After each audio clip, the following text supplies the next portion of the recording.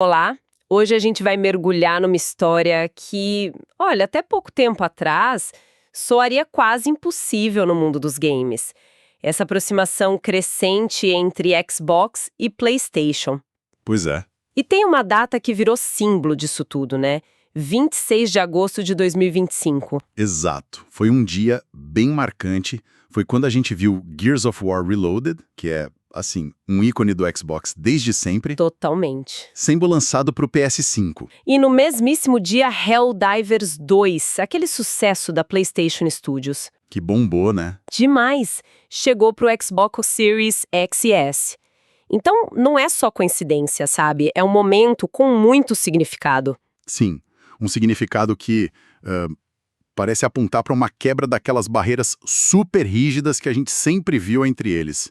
Anos e anos falando de guerra de consoles. Aquela rivalidade ferrenha. Exato. E agora parece que o jogo tá virando. A nossa ideia aqui é justamente investigar essa nova dinâmica, sabe? Entender as estratégias e o que isso pode significar pra quem joga. Perfeito.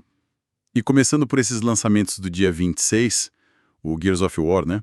É uma franquia que, bom, nasceu com o Xbox lá em 2006, e essa versão Reloaded pro PS5 não foi só um porte simples. Não mesmo. Foi uma remasterização baseada naquela Ultimate Edition de 2015. E pelo que a gente viu, trouxeram otimizações bem legais, né? Melhorias gráficas, claro, mas o destaque foi o uso dos recursos do controle DualSense do PS5. Isso.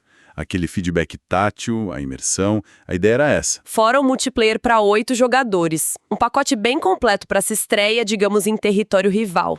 E do outro lado da rua, no mesmo dia, Helldivers 2 no Xbox Series X e S.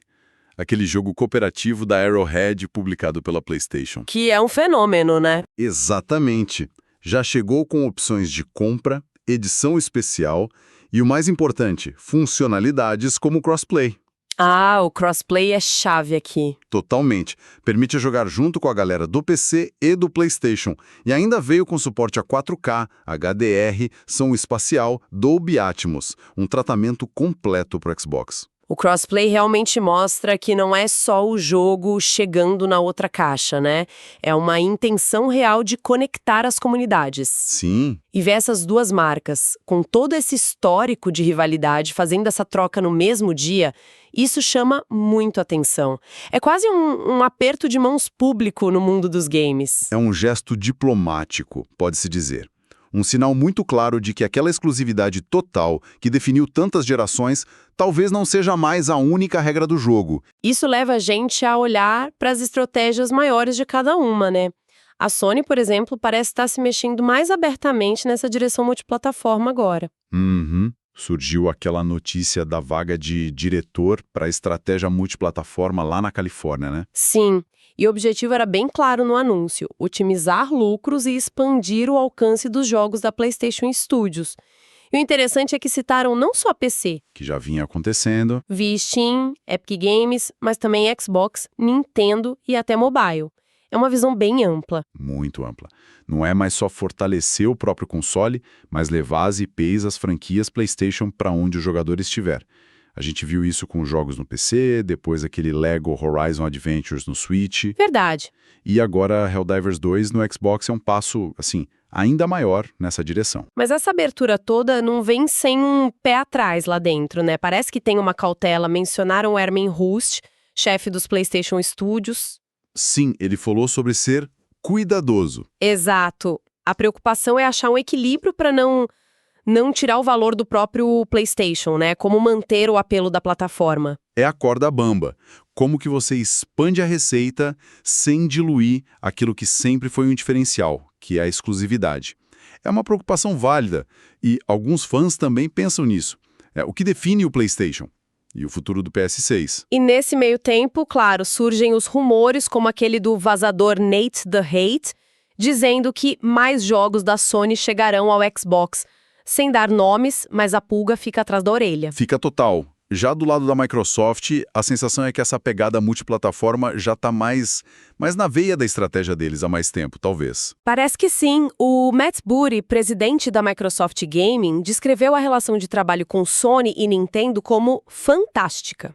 Ele disse que isso foi construído ao longo de 10, 15 anos, com jogos da Microsoft saindo nessas outras plataformas. A filosofia ali parece ser que conforme a audiência de games cresce no geral, as barreiras históricas entre os consoles perdem um pouco a força, naturalmente. E citaram o sucesso recente de Sea of Thieves no PS5 como um exemplo disso funcionando bem, dessa boa relação e da estratégia dando certo. Exato. E a visão do chefão do Xbox, o Phil Spencer, parece ir ainda mais longe disso. Como assim? Ele já falou várias vezes que a competição que ele enxerga é mais ampla. Não é só Sony versus Microsoft. É pelo tempo e atenção das pessoas, competindo com Netflix, com outros streamings. Ah, entendi. Tira o foco daquela briga direta console contra console. Exatamente. É um distanciamento claro daquela mentalidade antiga de guerra de consoles. O que, bom, casa perfeitamente com o foco gigantesco da Microsoft em serviços, né? Principalmente o Game Pass e o Cloud Gaming, o xCloud. Totalmente. Eles querem o ecossistema Xbox acessível em todo lugar, não só no console. E aí, claro, vem a pergunta que não quer calar e que alimenta todas as especulações. O Game Pass poderia chegar ao PlayStation? Essa é a pergunta de, sei lá, $1 bilhão. Os rumores não param. Seria uma versão só com jogos first party da Microsoft? Seria via nuvem? Streaming? Mas os desafios são enormes, né? Gigantescos. Pensa no impacto financeiro. Franquias como Call of Duty, que agora é da Microsoft. Nossa, COD no PlayStation sempre foi uma mina de ouro para Sony. Exato. Tem números que falam em $1,5 bilhão só em 2021 para a Sony, vindos de COD na PS Store. Imagina colocar esses jogos no Game Pass dia 1, acessível no PlayStation. Mexeria diretamente com essa receita. Com certeza. E tem a dinâmica dos serviços também. O PlayStation Plus já existe, já tem seus assinantes. Como que a Sony ia gerenciar um concorrente direto como o Game Pass dentro da sua casa? É muito complicado. Uma negociação super delicada para os dois lados, com muitas variáveis. E falando em colaboração em serviços, a gente não pode esquecer daquela parceria na nuvem, né? Aquela entre Sony e Microsoft de 2019, usando o Azure. Bem lembrado. Parecia algo meio isolado na época, né? Mas talvez tenha sido uma semente para o que a gente está vendo agora. Pode ser. Aquele acordo era para usar a plataforma Azure, da Microsoft, para desenvolver soluções de nuvem para os serviços de streaming das duas. O antigo PS Now e o que virou o Xbox Cloud Gaming. E na época, o contexto era a chegada de novos jogadores nesse campo, como o Google Stadia. Talvez tenha sido uma união estratégica contra esses entrantes, né? Uma espécie de o inimigo do meu inimigo é meu amigo na área de infraestrutura de nuvem. Pode ter sido parte disso. Os benefícios eram claros. A Sony ganhava acesso à infraestrutura global do Azure para melhorar o PS Now, os serviços online, talvez usar a IA da Microsoft. E a Microsoft? Ganhava um cliente enorme para o Azure e, curiosamente, acesso a algumas tecnologias de sensores da Sony, quem sabe para futuras inovações.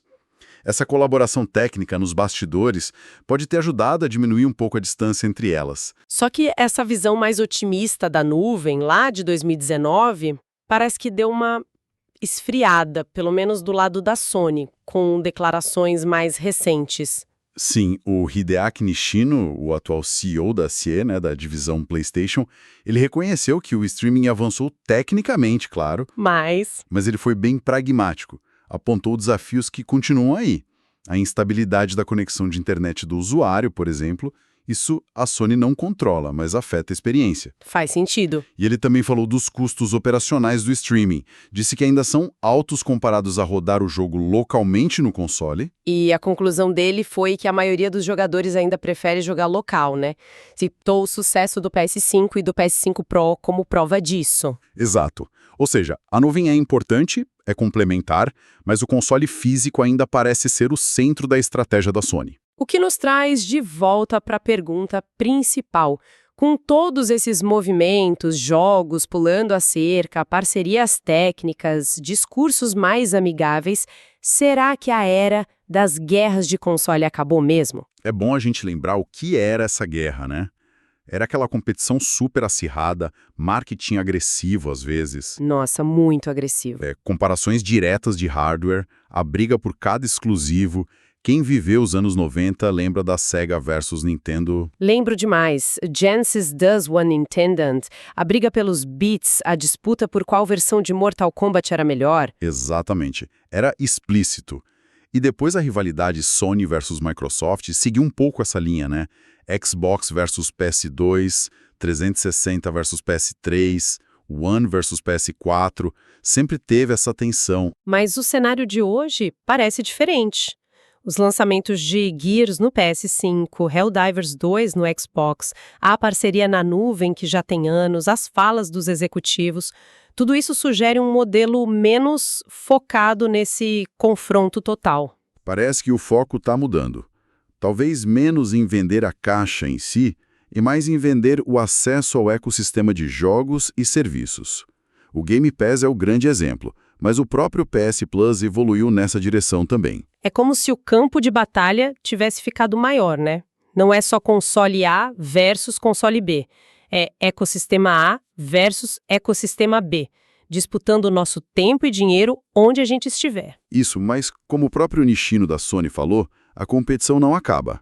Ela continua sendo importante, saudável, para impulsionar a inovação. Certo, então não é o fim da competição, mas talvez o fim daquele modelo específico de guerra baseado na exclusividade total de hardware e software. Exato.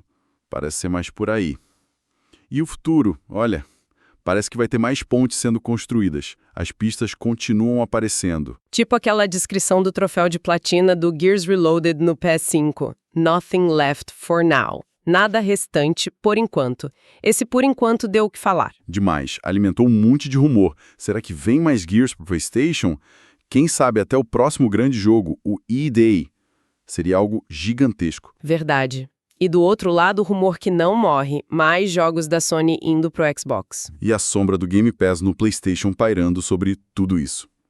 Seja numa versão mais limitada, seja via streaming, são muitas possibilidades que podem redesenhar tudo. O que levanta umas questões bem profundas sobre identidade, né? O que vai ser jogador de Xbox ou ser jogador de PlayStation se os grandes jogos estiverem em todo lugar? Como a exclusividade vai ser usada? O hardware vai virar secundário mesmo? É provável que a gente continue vendo novos consoles sim, os rumores de PS6, de novos Xbox estão aí, mas a filosofia por trás deles pode ser outra. Como assim? Talvez já nasçam pensando nessa realidade mais integrada, seriam os melhores pontos de acesso para os seus ecossistemas de serviços, mas não necessariamente os únicos, mas abertos desde o início. Faz sentido. O hardware como a melhor experiência para aquele serviço, mas não a única porta de entrada. Exatamente. Então, para a gente amarrar a nossa conversa de hoje, a gente viu um momento muito simbólico com Gears e Helldivers 2 trocando de plataforma no mesmo dia. Analisamos como as estratégias multiplataforma estão ganhando força, com a Sony buscando expandir o alcance e a Microsoft consolidando a visão de serviços. Revisitamos aquela parceria na nuvem com Azure, entendendo o potencial e as cautelas atuais da Sony. E discutimos como tudo isso pode sim estar sinalizando uma mudança grande. Talvez o fim das guerras de console, como a gente conhecia. Uma mudança puxada por tecnologia, por novas demandas dos jogadores e pela busca de modelos de negócio mais abrangentes na indústria. E para finalizar, fica aquela provocação para a gente pensar. Com essas barreiras caindo, como que a nossa identidade enquanto jogadores vai mudar? Será que no futuro a escolha principal vai ser menos sobre a caixa que está na estante e mais sobre qual assinatura, qual ecossistema de jogos e serviços se encaixa melhor na nossa vida, não importa a tela? É uma ótima pergunta para a gente continuar pensando. Fica a reflexão. Obrigada pela conversa e até a próxima. Valeu, até mais.